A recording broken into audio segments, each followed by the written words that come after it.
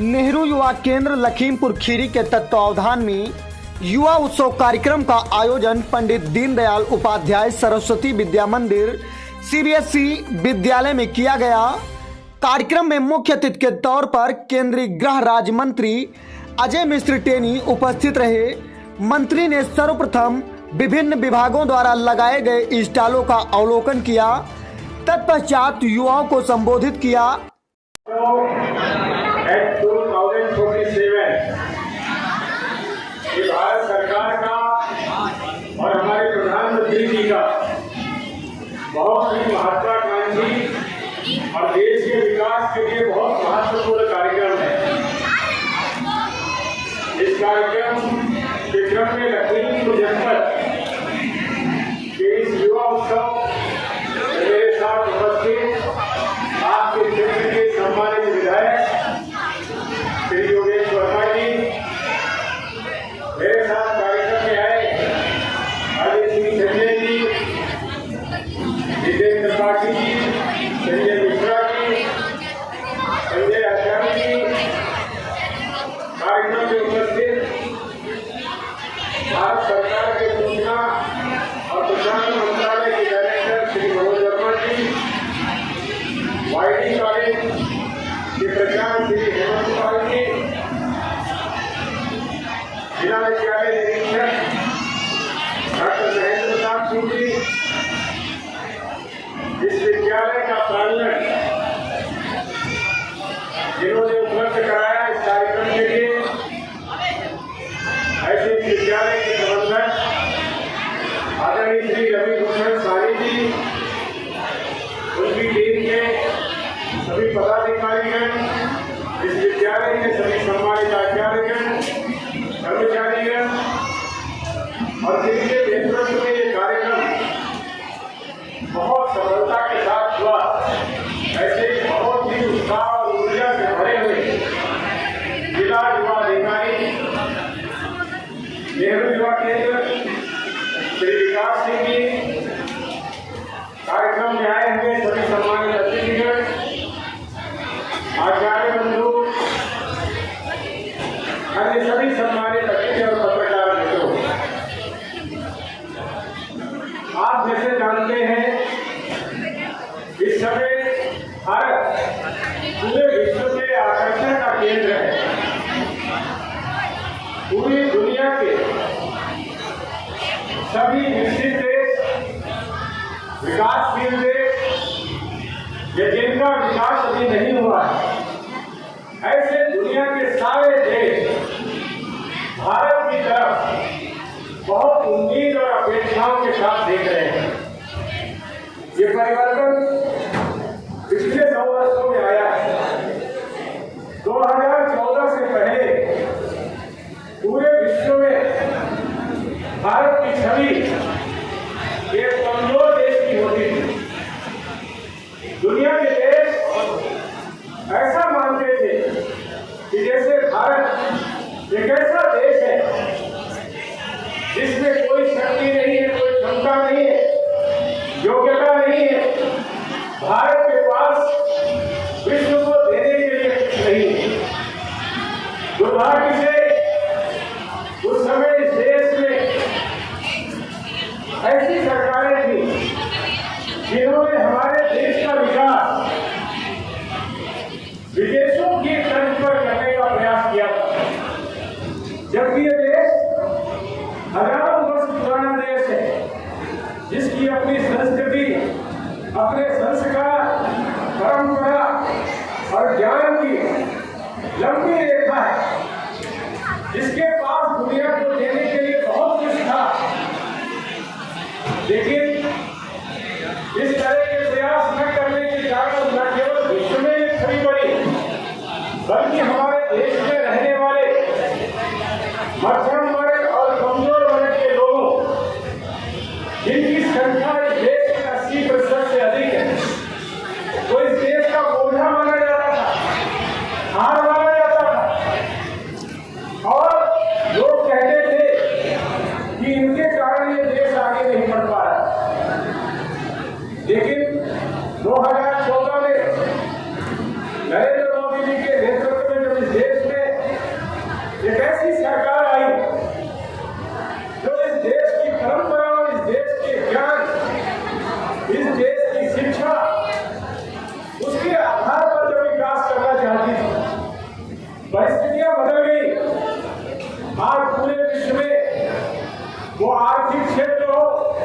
संस्कृति का क्षेत्र हो, औषधि का क्षेत्र हो, खान पान का विषय हो, सांस्कृतिक विषय हो, साहित्यिक विषय हो, खेल कूद की बात हो, हर जगह जब चर्चा होता है तो भारत का नाम जरूर आता है। और पिछले 9 वर्षों में हमने अपने देश की ऐसी छवि बनाई है जिसने विश्व में न केवल इस देश को सम्मान दिलाया है बल्कि पूरी दुनिया के आकर्षण का केंद्र आज हिंदुस्तान और भारत बना है। ये इस देश के लोगों के कारण संभव हुआ है। अभी आपने देखा होगा जब रूस से युद्ध हुआ, रूस से हमारे बहुत पुराने संबंध है, उस समय दुनिया 2 हिस्सों में बट रही थी। दुनिया के लोग, दुनिया के देश, कोई इस गुट में जा रहा था, कोई उस गुट में जा रहा था। ऐसे समय में भारत ने अपनी राजनीतिक दूरदर्शिता का परिचय देते हुए न केवल सारे गुटों से अपने को अलग रखा बल्कि पूरी दुनिया के सारे देशों में एक ऐसा स्थान बनाया कि हम किसी के साथ नहीं है लेकिन कोई हमसे अलग नहीं है, जिसको जरूरत होगी उसके लिए भारत। उसी का परिणाम था यूक्रेन में जब युद्ध हो रहा था, 20,000 से अधिक छात्र भारत के यूक्रेन में फंसे हुए थे। चारों तरफ से गोलाबारी हो रही थी। उस गोलाबारी के दौरान किसी का जीवित निकलना मुश्किल था। हमारे प्रधानमंत्री ने दोनों देशों के राष्ट्रपतियों से बात की और दोनों देशों के राष्ट्रपति ने कहा कि जिस बच्चे के हाथ में तिरंगा होगा उस पर ना रूस वार करेगा ना यूक्रेन वार करेगा और हिंदुस्तान के तिरंगे को लेकर हमारे देश के लोग ही नहीं बल्कि दूसरे देशों के लोग भी तिरंगा लेकर के निकल आए। और ये भारत ने सम्मान जो अर्जित किया, ये विश्वास अर्जित किया, वो आपके कारण अर्जित हुआ। ये आपके कानून के द्वारा ये सम्मान मिला है। आज पूरी दुनिया में जब भारत की बात होती है तो बड़े सम्मान से लोग काम लेते हैं। आपको याद होगा 15 अगस्त 2021 को हमारे प्रधानमंत्री ने लाल किले से एक भाषण दिया। उन्होंने कहा था ये समय भारत का समय है, यही समय है, सही समय है। इसलिए कहा था कि पिछले 9 वर्षों में हमने भारत को न केवल आर्थिक रूप से ताकतवर बनाया है बल्कि हमने अपने देश के लोगों की जरूरतें भी पूरी की हैं। जहां हमने 4 करोड़ से ज्यादा घर बनाए, 11 करोड़ से ज्यादा शौचालय बनाए, 9 करोड़ 60 लाख से ज्यादा परिवारों को हमने फ्री गैस के सिलेंडर दिए। 2014 में केवल 9 करोड़ लोगों के पास गैस के सिलेंडर इस देश पे होते थे, आज 33 करोड़ परिवारों के पास गैस के सिलेंडर, 12 करोड़ परिवारों के पास स्वच्छ पीने का पानी हमने पहुंचाया, हर गांव तक बिजली पहुंचाई, हर गांव तक पक्की सड़क पहुंचाई। 9 साल में 4 लाख किलोमीटर ग्रामीण सड़कों का जहां निर्माण किया, वही नेशनल हाईवे, स्टेट हाईवे, जिले की सड़कें, प्रधानमंत्री ग्रामीण सड़कें और गांवों के अंदर पक्की सड़कें और नाली बनाने के साथ साथ गांवों के अंदर विकास के कार्य समुचित तरीके से हो सके, जिससे लोगों की जहाँ जरूरतें पूरी हो वही उनके जीवन में सुविधाएं बढ़े, उनका जीवन अच्छा हो, अच्छे स्कूल हो, अच्छे अस्पताल। जहाँ हमने ये काम किया, इंफ्रास्ट्रक्चर तैयार किया, टेक ऑफ के लिए इस देश को तैयार किया, आज देश की बुनियादी जरूरतें पूरी हो चुकी। देश के लोगों के पास अच्छी सुविधाएं हैं, अच्छी रेलें हैं, अच्छी बसें, अच्छे स्टेशन हैं, अच्छे एयरपोर्ट हैं। आज जब एयरपोर्ट की बात करते हैं तो पहले 74 कुल थे 67 साल में, हमने 9 साल में 74 और बनाए। विश्वविद्यालयों की बात अगर करें तो हमने पिछले 9 वर्षों में 390 यूनिवर्सिटी बनाई, 390 यूनिवर्सिटी, 3000 ITI बनाए, 7 नए IIT बनाए, 7 नए IIM बनाए, 16 ट्रिपल IT बनाए और 15 नए एम्स बनाए, 59 मेडिकल कॉलेज बनाए, 70 मेडिकल कॉलेज में सीटें बढ़ाई 70,000। इस तरह से प्रत्येक क्षेत्र में हमने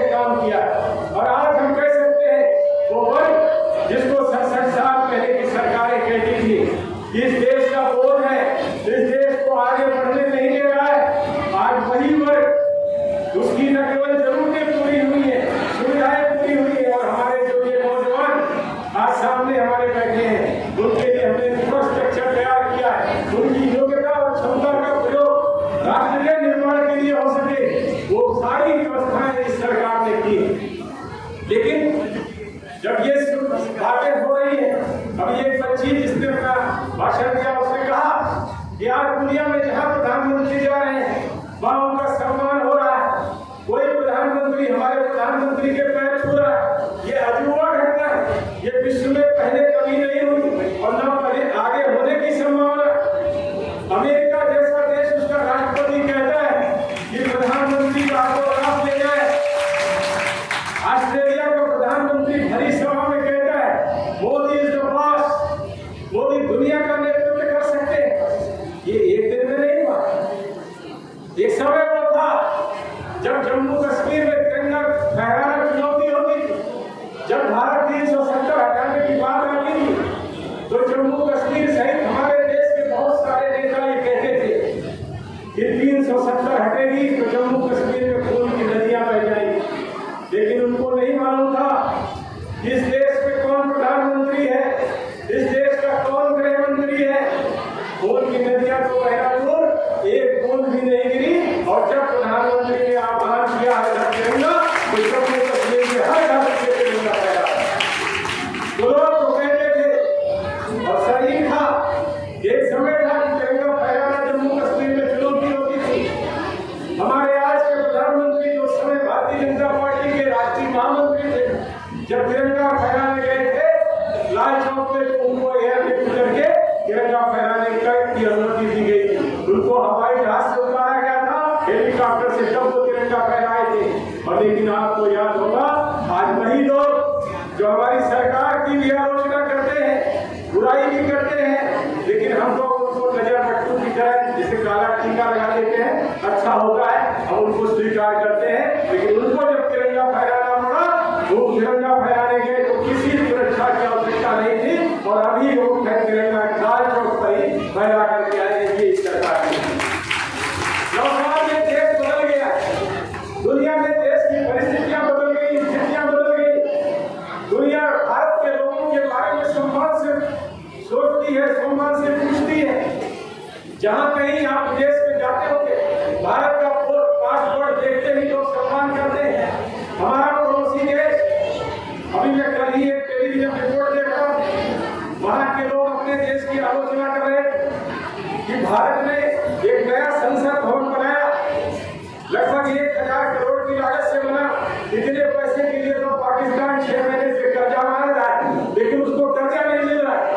लेकिन भारत ने केवल एक इमारत ऐसी खड़ी की और उस इमारत ने न केवल देश का सम्मान बढ़ाया, आज दुनिया के लोग कह रहे हैं जब देश 140 करोड़ लोगों का है तो संसद भी ऐसी खूबसूरत और ऐसी सामर्थ्य बना रही है। ये काम हमारी सरकार कर रही है।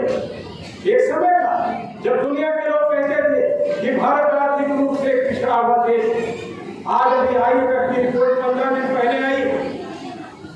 IMF ने कहा है कि आने वाला समय जो 2023 का साल है उसमें कुल विश्व का जो GDP होगा, कुल विश्व की जो विकास की दर होगी, उसमें 15% हिस्सेदारी केवल भारत की होगी। ये कभी संभव नहीं था, भारत की हिस्सेदारी 2-3% हुआ है। इसमें हम देखें कि जो हमारे यहाँ FDI आया है, विदेशों से पूंजी आई है, वो अभी तक मोटा अगर हम देखें तो पिछले 75 वर्षों में 950 अरब डॉलर आया। लेकिन आपको जान के खुशी होगी कि इसमें से 532 अरब डॉलर, 950 अरब डॉलर में से 532 अरब डॉलर केवल 7.5 सालों में आया है और बाकी के सालों में जो 70 साल के लगभग उसमें आया था 419 करोड़ और अभी आया 7.5 साल में 532 करोड़। आज पूरी दुनिया मान रही हमारा जो व्यापार घटा था, अभी एक बच्ची ने जिक्र किया, जैसे बच्चे ने अपने भाषण में जिक्र किया कि हमको निर्यात बढ़ाना होगा, आयात कम करना होगा। ये टिपिकल विषय था, मैं यहाँ पर नहीं रखना चाहता था, लेकिन वो भाषण में आया तो मैं समझता हूँ कि ये बच्चे बहुत जागरूक, इनके विषय, इनके दिमाग में विषय है। वो विषय ये होता है कि जब कोई भी सरकार, जैसे हम अपने घर का बजट बनाते हैं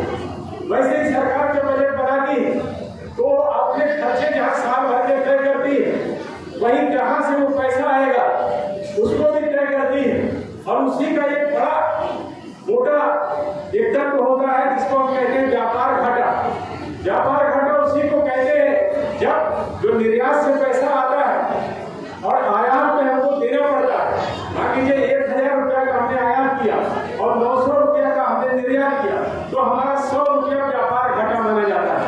आप सबने जागरूक है, अगर आपने रिपोर्ट देखी होगी तो पिछले वर्ष में हमने 34.5% व्यापार कर घाटा भी कम कर दिया है। इसका मतलब है कि निर्यात हमने कम ज्यादा बढ़ाया है और आयात पर हमारी निर्भरता कम हुई। हम व्यापार घाटा भी कम कर रहे हैं, राजकोषीय घाटा भी कम कर रहे हैं। हमारी जो टैक्स के द्वारा हम लोगों को पैसा प्राप्त होता है वो हमारी आमदनी होती है। हमारा पहले लक्ष्य था कि जीएसटी के द्वारा हम 1 लाख करोड़ रुपया प्रति माह इकट्ठा क्या करेंगे, उसके अनुसार हमने अपना बजट बनाया। उससे राजकोषीय घाटा निकलता है जिसकी पूर्ति हम लोग नागरिकों से जो उनके अलग योजनाएं हम दूसरे पैसे लेके कर रहे हैं।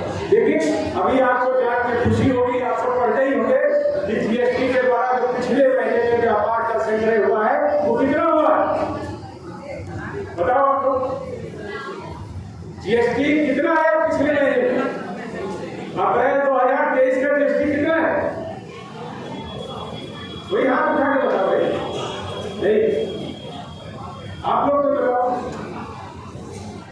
हमारा ऐसे देश कैसे आगे बढ़ेगा यार?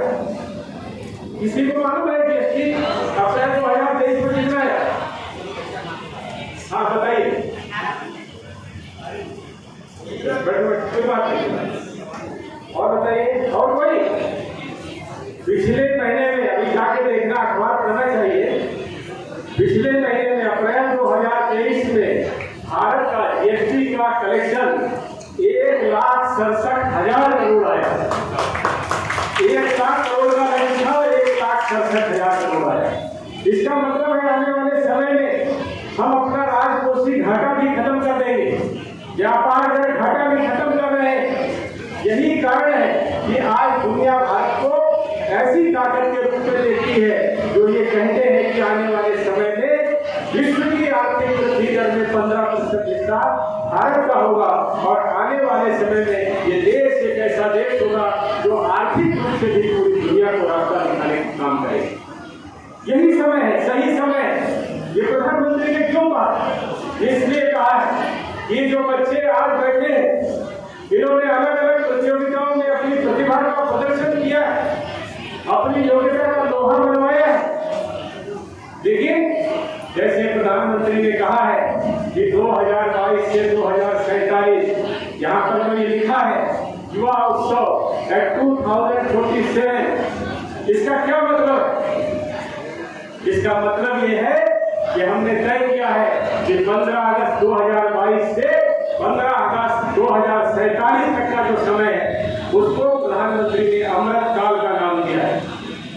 अगर आप नीचे घूमे होंगे, आपने जो वहां पर स्लोगन लगे हैं वो देखे होंगे, देखे सब लोग नहीं, उसमें कोई ऐसी बात जो इससे संबंधित हो आप बता सकते हैं? नहीं बताए, ध्यान से मतलब नहीं देखी, देखा ही नहीं। वहां पर लिखा है अमृत पीढ़ी, आप ही लोगों ने लगाया। अमृत पीढ़ी कौन है? आप लोग, ये जो पीढ़ी हमारे सामने बैठी है ये अमृत काल की अमृत पीढ़ी है जो भारत को पूरे विश्व में न केवल सम्मानित स्थान दिलाने जा रही है बल्कि राष्ट्र के निर्माण में ऐसा योगदान करेगी जिससे देश भी विकसित होगा, देश भी ताकतवर होगा, सशक्त होगा, सम्मानित होगा और ये देश विश्व के कल्याण के लिए काम करे। इसके लिए अमृत पीढ़ी को काम करना है। बैठने से नहीं होगा, अभी बैठने से नहीं होता है। जमीन पर बैठकर क्यों आसमान देखता है? जमीन पर बैठकर क्यों आसमान देखता है? पंखों को खोल, जमाना सिर्फ उड़ान देखता है। इसलिए उड़ने का समय है। प्रधानमंत्री जी कहते हैं, गृहमंत्री जी कहते हैं कि भारत अब उस स्थिति में आ गया कि टेक ऑफ करने का समय है। हवाई जहाज की भाषा में हम लोग कहते हैं जब हवाई जहाज उड़ता है तो कहते हैं टेक ऑफ हो गया। अरे हवाई जहाज उड़ गया तो कहते हैं टेक ऑफ हो गया। यही तो कहते हैं, टेक ऑफ कहते हैं। तो प्रधानमंत्री जी क्यों कहते हैं कि टेक ऑफ का समय आ गया? इसलिए कहते हैं क्योंकि आप जैसी अमृत पीढ़ी आज भारत के पास है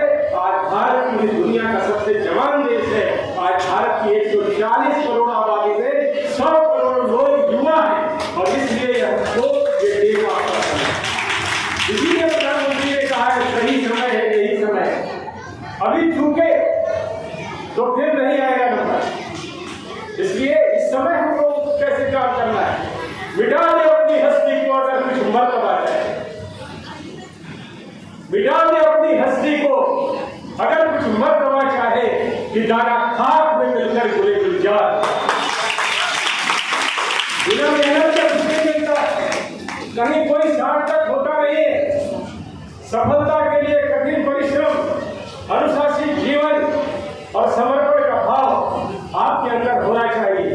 अगर आपने लक्ष्य तय कर लिया है, लक्ष्य के प्रति आपने योजना बनाई है, आपने अपने काम को कैसे करेंगे उसको योजना बना करके अनुशासित जीवन जिया है, समय का प्रबंधन किया है, तो दुनिया की कोई ताकत आपको सफलता से रोक नहीं सकती।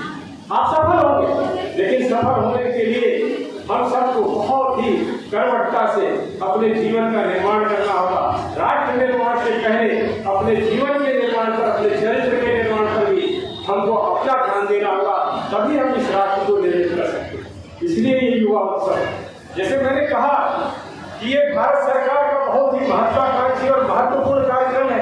ये इसलिए कहा है क्योंकि ये वो समय है कि इस समय अगर हम चूक गए, और हमारे चूकने का मतलब है अगर ये पीढ़ी चूक गई, ये मतलब पीढ़ी चूक गई, तो फिर वो समय नहीं आने वाला है। हमारे प्रधानमंत्री जी ने, हमारे गृह मंत्री जी ने, हमारी सरकार ने फुटबॉल में जैसे गेम होता है, दूर से मुंह बना करके लाते हैं, आप उस कोर्ट से इस कोर्ट में सीधे गोल नहीं मार सकते, वहां से मुंह बना करके लाना पड़ता है। मुंह बन गया है, गेंद टी में आ गई है, गोल मारने का समय है, यही अमृतकाल है। इस अमृतकाल में अमृत पीढ़ी गोल मारने से न चूके, इस संकल्प के लिए युवा उत्सव 2047 में मना रहे हैं। इसलिए आपको तैयार होना है, ये साधारण कार्यक्रम नहीं। आज आप कह सकते हैं आप दुनिया के ताकतवर देश के नागरिक, आज आपका देश आर्थिक रूप से मजबूत, आपके देश की आर्थिक जहां स्थिति मजबूत है, वही सीमाएं सुरक्षित, वही पूरी दुनिया में भारत का सम्मान है, भारत की संस्कृति की तरफ लोग आकर्षित है, भारत आकर के देखना चाहते हैं, भारत के भोजन से, भारत के संस्कृति से, भारत के नृत्य से, भारत के गायन से, यहाँ तक कि भारत की फिल्मों से पूरी दुनिया आज प्रभावित है। और इसलिए प्रभावित है क्योंकि उनको लगता है कि भारत वो देश है जिसके आगे बढ़ने से दुनिया आगे बढ़ेगी, क्योंकि हमारी संस्कृति यही है, सर्वे भवन्तु सुखिनः सर्वे सन्तु निरामयाः। हम सबका कल्याण चाहते हैं। अभी G20 हम मना रहे हैं, तो हमने अपना स्लोगन लिया है, वसुधैव कुटुम्बकम।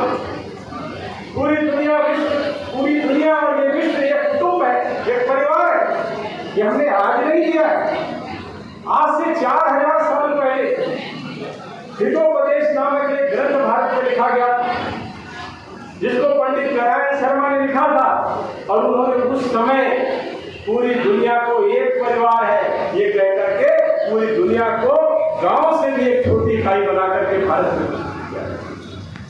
ये भारत वो देश है जो किसी का बुरा नहीं चाहता, ये वो देश है जो चाहता है पूरी विश्व का कल्याण हो, पूरी दुनिया के लोग सुखी हो, हमारे देश के साथ साथ पूरी दुनिया का सम्मान बढ़े। और इस क्रम में आप सबको विश्व नागरिक की तरह अपने को तैयार करना है।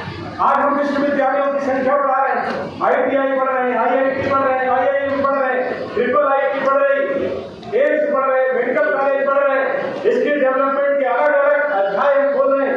नई शिक्षा नीति ला करके हमने न केवल डिजिटल मार्केटिंग करने का, और उस डिजिटल मार्केटिंग आपकी बैंकिंग की तरह उसमें जमा हो, और उसके साथ साथ आप किस विषय में कृषि शिक्षा पाना चाहते हैं, एक साथ 2 कोर्स करना चाहते हैं तो 2 कोर्स करिए, एक साल पढ़ करके दूसरे सब्जेक्ट में जाना चाहते जाइए, कॉमर्स से साइंस में, साइंस से आर्ट में, आर्ट से कॉमर्स में, सारी सुविधाएं आपकी नई शिक्षा नीति में दे रहे हैं। और इसलिए दे रहे हैं क्योंकि भारत मानता है कि भारत की अपनी शिक्षा नीति होनी चाहिए। अभी तक क्या होता है, हम लोग देख रहे थे 1860 की शिक्षा नीति, जिसमें अंग्रेजी भाषा का महत्व इतना था कि जो अंग्रेजी जानने वाले लोग हैं वहीं कहीं आगे बढ़ सके।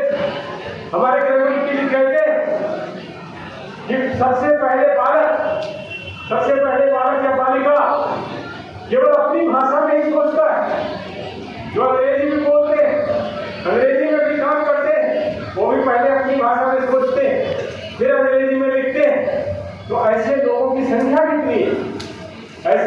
की संख्या पूरे देश में 7 से 8% से अधिक नहीं है।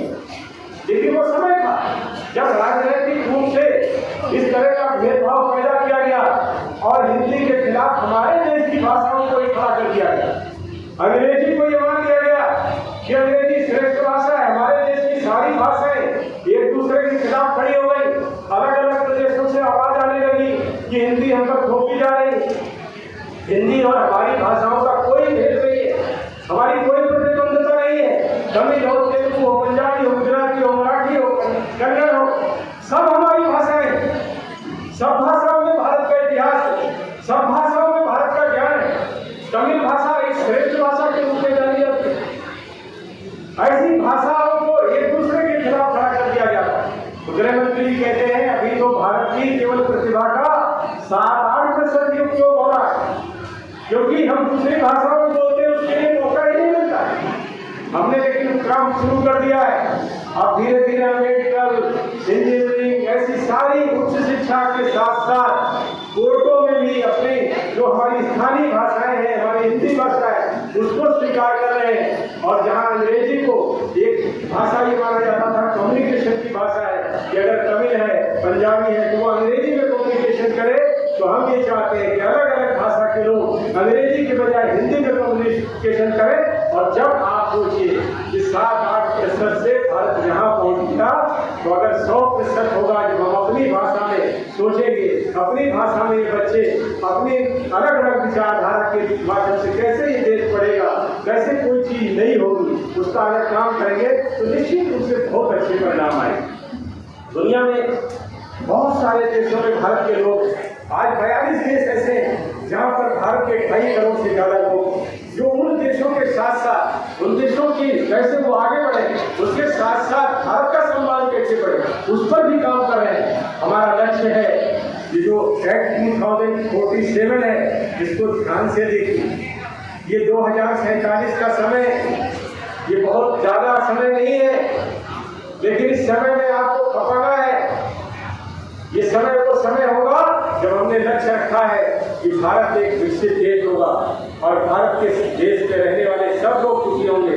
और 40 करोड़ से ज्यादा लोग, हमारा लक्ष्य है कि हम 100 से ज्यादा देशों में 2047 तक इसलिए पहुंचाएंगे कि वो भारत के निर्माण के साथ साथ विश्व के कल्याण के लिए 40 करोड़ लोग इस देश में जाए, वो आप में से ही जाए।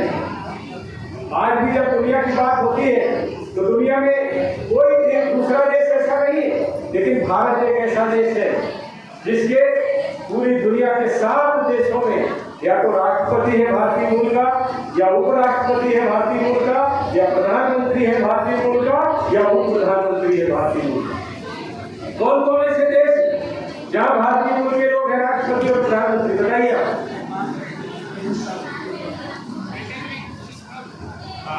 ब्रिटेन में प्रधानमंत्री भारतीय मूल के हैं, और बताइए।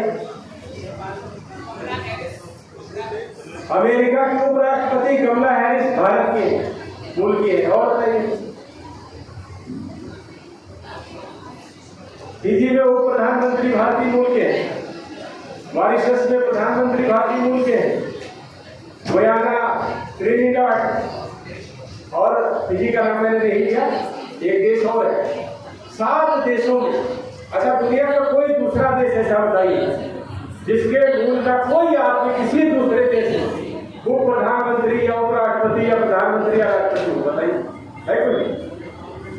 दुनिया में कोई दूसरा देश नहीं है, केवल भारत है जिसके मूल निवासी 7 देशों में प्रधानमंत्री, राष्ट्रपति, उपराष्ट्रपति या उप प्रधानमंत्री। इसलिए नहीं हो गया, इसलिए है क्योंकि भारत के लोगों में प्रतिभा है, भारत में योग्यता है। भारत आज टेक ऑफ के लिए खड़ा है। ये टेक ऑफ लिया जाएगा कि नहीं? आपके अंदर बहुत ताकत है? ये कवि ने कहा है, जंगल जंगल ढूंढ रहा मैं अपनी ही कस्तूरी। कस्तूरी मैं जानते होंगे सब लोग। तो जब मैं के कस्तूरी जंगल में ढूंढता हूं तो लगता है खुशबू आ रही है, कहां से आ रही है? जंगल जंगल ढूंढ रहा मगर अपनी ही कस्तूरी, कितना मुश्किल है तय करना खुद से खुद की। आपके अंदर सब कुछ है, लेकिन किसी को लगता है कनाडा अच्छा है, किसी को अमेरिका। भारत से अच्छा कहीं कुछ नहीं है, भारत से अच्छा कहीं कुछ नहीं है।